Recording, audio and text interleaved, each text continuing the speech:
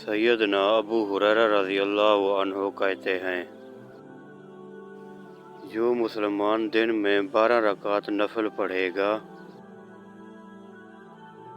اس کے لیے جنت میں ایک گھر بنایا جائے گا۔ سیدنا جابر بن عبداللہ رضی اللہ عنہ سے مروی ہے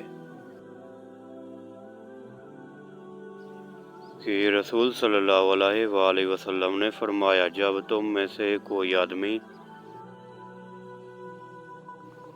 مسجد میں نماز پڑھ لے تو وہ اپنی نماز کا کچھ حصہ اپنے گھر کے لیے بھی رکھے، کیونکہ اللہ تعالیٰ اس کے گھر میں اس کی نماز کی وجہ سے خیر و بھلائی کرے گا۔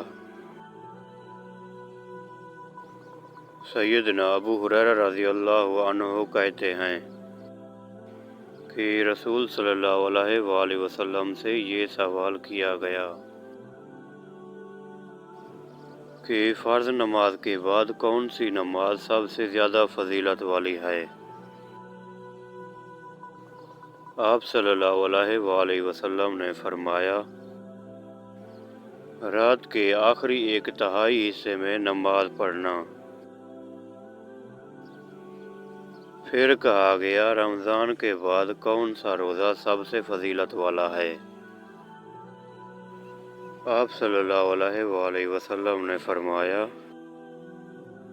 اللہ تعالیٰ کا وہ مہینہ جسے تم محرم کہتے ہو۔